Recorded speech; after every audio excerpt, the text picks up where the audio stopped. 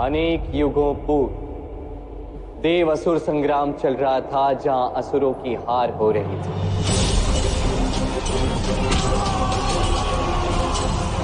हारते हारते जब असुरों को प्राण बचाने के लिए और कहीं आश्रय नहीं मिला, तो वो गए अपने गुरु शुक्राचार्य के आश्रम में। वहां शुक्राचार्य तो नहीं थे, थी उनकी माता काव्य।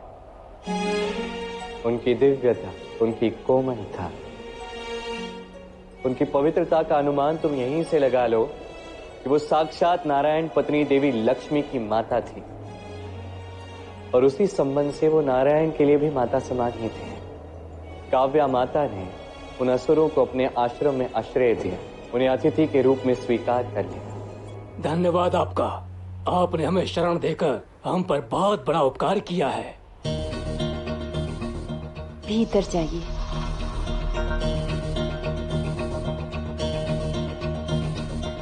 देवताओं ने उस आश्रम को चारों ओर से घेर लिया, उन असुरों को मारने का हर संभव प्रयास किया,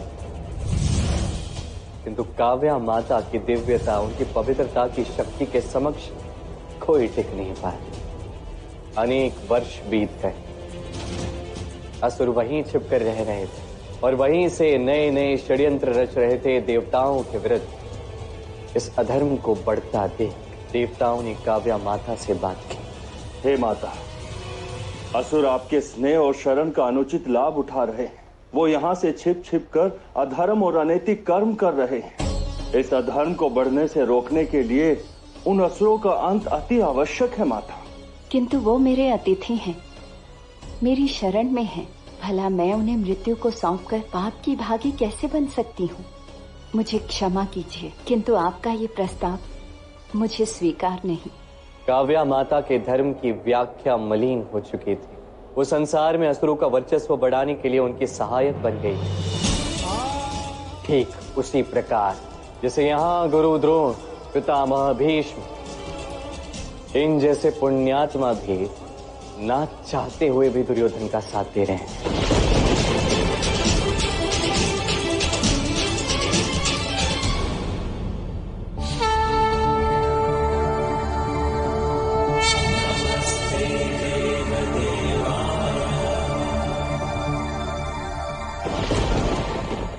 नारायण, क्या वो आज ध्यान में ये अश्रु क्यों? जो हुआ है उसके लिए अश्रु नहीं थे, अपितु भविष्य में जो होने वाला है उसके लिए ये अश्रु है। क्यों प्रभु, ऐसा क्या होने वाला है जिसने नारायण को ही रुला दिया? इसका कारण भी तुम्हें शीघ्र ही ज्ञात हो जाएगा देवी। कदाचित भविष्य में मुझे अपनों के साथ ही युद्ध करना होगा। ये तो बड़ा ही अनुचित कर्म होगा। और अपनी इस कर्म की पूर्ति के लिए जो मूल्य चुकाना है वो मैं अवश्य चुकाऊंगा देवी। आप ये सब क्यों कह रहे हैं? प्रणाम नारायण। प्रणाम देवी लक्ष्मी। हे नारायण, आपको तो ज्ञात ही है कि किस प्रकार काव्य माता द्वारा असुरों को शरण देने के कारण हम उन दुष्ट असुरों का अंत नहीं कर पा रहे। वो रात्रि में छिप छिप कर अधर्म का प्रचार करते हैं और प्रातः होने से पूर्व ही पुनः आश्रम लौट जाते हैं। हमने काव्य माता से प्रार्थना भी की, उन्हें मनाने के लिए अनेकों विनतियां की, परंतु सब विफल रहा। इस संदर्भ में केवल आप ही हमारी सहायता कर सकते हैं प्रभु। काव्य माता से वार्ता कर इस समस्या का समाधान निकालिए प्रभु। किंतु मेरी माता ऐसा क्यों कर रही है? अतिथि धर्म के कारण देवी लक्ष्मी, असुर उनके अतिथि जो हैं। नारायण, ये तो बड़ा ही धर्म संकट है। नहीं देवी, धर्म संकट में। तो अब आप क्या करेंगे प्रभु? वही जो मेरा कर्म कहेगा। सावधान प्रभु, तो मेरी माता है।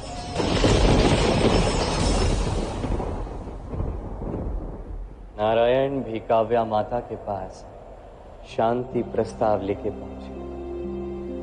ठीक वैसे ही जैसे मैं गुरु द्रोणाचार्य, पितामह भीष्म, महाराज धृतराष्ट्र के पास शांति दूत बनकर गया था।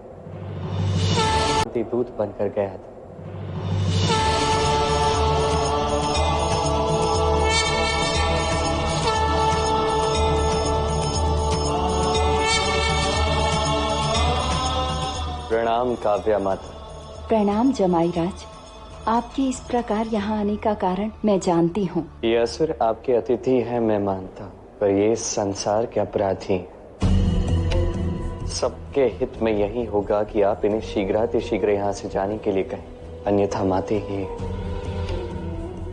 अधर्म होगा। अतिथि तब जाता है जब वो जाना चाहे, यजमान उसे निकाल दे तो वो अधर्म होता है। किंतु यदि अतिथि हर दूषित सीमा को पार करे तो क्या ये अधर्म नहीं? ये तो अतिथि को ग्रहण करने से पूर्व सोचना होता है, बाद में नहीं। किंतु माते, की हुई भूल को बार बार दोहराना ये तो उचित नहीं है ना। वर्तमान के कर्म के प्रभाव से की हुई भूल को सुधारा जा सकता है। मैं अपने पुत्रों के शिष्यों को शरण देना अनुचित नहीं मानती, किंतु हाँ, मैं ये मानती हूँ कि असुर संसार के अपराधी होंगे, किंतु इनके साथ न्याय मेरा पुत्र और इनका गुरु शुक्र करेगा। मैं इन्हें आश्रय केवल उस क्षण तक दे रही हूँ। शुक्र को लौटने तो दे नारायण। इसमें सहस्त्र वर्ष बीत जाएंगे, उसमें ये असुर समस्त त्रिलोक का विनाश कर देंगे, और मैं ऐसा कदापि नहीं होने दे सकता। संसार को मेरे कारण कष्ट पहुँचे, मेरी ऐसी कोई कामना नहीं है, किंतु मैं अपने धर्म पथ से भी नहीं हट सकती। यदि आवश्यक हो तो आप मेरे प्राण ले लीजिए नारायण, तत्पश्चात आप इन असुरों को मार सकते हैं। क्या अनर्थ कह रही हैं? ऐसा कदापि नहीं हो सकता। ऐसा मत कहिए माते, ये हरि की असुरों से विजय नहीं अपितु व्यक्तिगत हार है। नहीं नारायण, यहाँ स्थिति भिन्न है। आप मेरे प्राण नहीं ले रहे हैं, अपितु मैं स्वयं अपना सर्वस्व अर्पण कर रही हूँ। ये जो हो रहा है वो संसार के मंगल के लिए है। सुदर्शन को उठाइए नारायण और चलाइए, इस प्रकार मेरा धर्म पूर्ण होगा और आपका कर्म पूर्ण होगा। यदि यही माता की आज्ञा है तो अब निर्णय नहीं बदलेगा।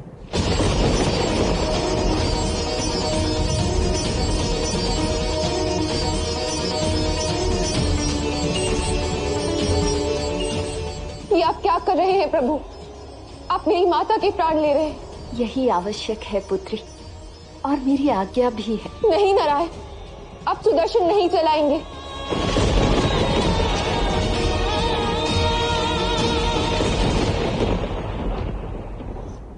एक और पत्नी,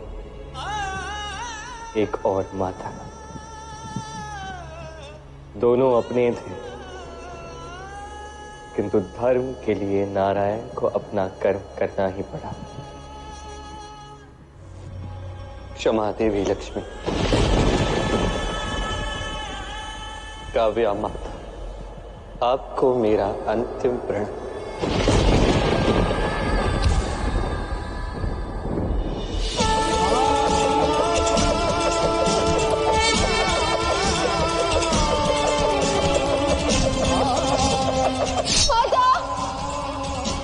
कर्म के लिए नारायण को चक्र चलाना पड़ा, और उस कर्म का मूल्य भी उन्होंने चुकाया। काव्या माता के पति, देवी लक्ष्मी के पिता ऋषि भृगु ने नारायण को श्राप दिया कि जिस प्रकार उन्होंने अपनी पत्नी से वियोग की ये पीड़ा सही,